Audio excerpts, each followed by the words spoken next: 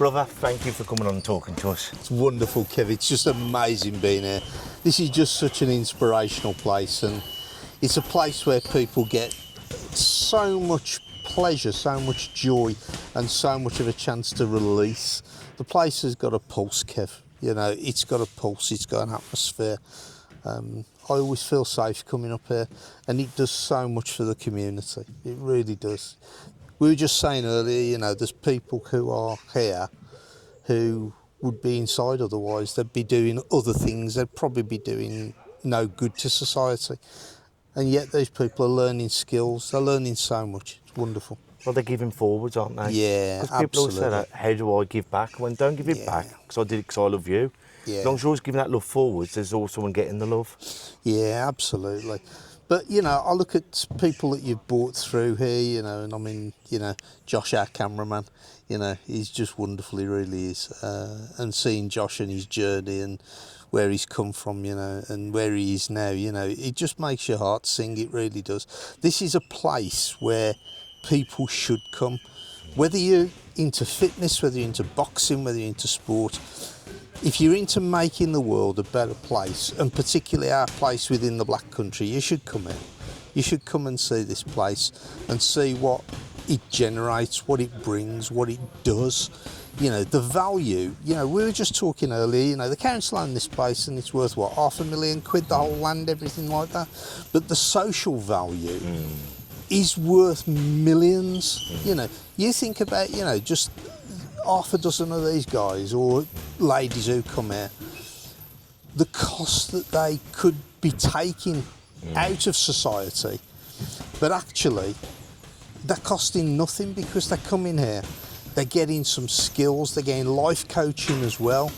You know, you can hear them now, they're beating 10 bells out of them bloody paddles and God knows what else, but you know, they're getting rid of the energy as well, so they'll then be able to be forces for good.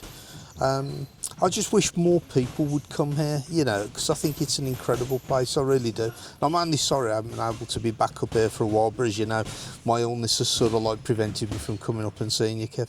Well, on about that, I mean, you've just beat cancer, bowel cancer. Yeah. Tell us a little bit about it, bruv. Yeah, about 18 months ago, I had whooping cough. Even old people who've been immunised, like me, still get whooping cough. Do you think that'd be more of a child thing, a baby yeah, thing? Yeah. But, you know, 58, 59 years old, I'd got 59 years old, 59, yeah, I'd got whooping cough. Took me 3 months to get over it. So I was coming into the spring of 2024, but I was still feeling really tired. But the tiredness was abnormal. It wasn't a normal tiredness. It was a tiredness that I never recovered from. You can sleep and then you feel refreshed. I never did, and it was getting worse and worse. So I went to the doctor, and the doctor had a good chat. We talked about our family history. The doctor said, I think you've got something going on inside that means you're bleeding. Lo and behold, cut a long story short, after colonoscopy as well, yeah, found out bowel cancer. My mum had it, one of her sisters had it, one of my cousins on my dad's sides had it. So it was no real surprise, but what happened when I had the diagnosis was that the change curve goes through, you have the change occur, and then over a period of time, which can be seconds, it can be years, it can be a lifetime, you go through chaos and confusion, and eventually, after going through guilt and everything, come out to acceptance. I came to acceptance in seconds, and then I channeled all my inner anger into it.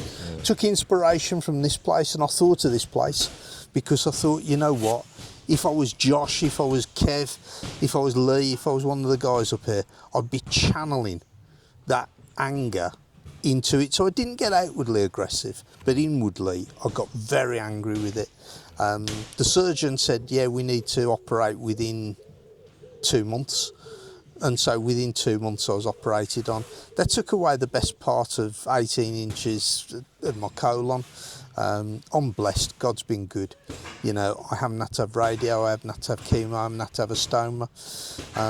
I'm truly blessed, Kev. Every day is a bonus, and I celebrate that. And I'm writing my second book about it now. Brilliant. just now, mate, your first book.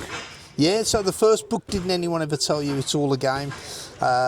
Sold over 600 copies, raised 1,500 quid for charity, and the second book will do the same. 50% of all profits will go to, in this case, the hospital charity to start with, but you know, we'll look at all other avenues as well, Kev. But I'm fiercely proud of what the first book's achieved. I wrote it to change the stars of someone, to help give them mentoring, support, guidance in life. And I've been told it's done that. 2 people have told me that it's changed their lives and it's made their lives better.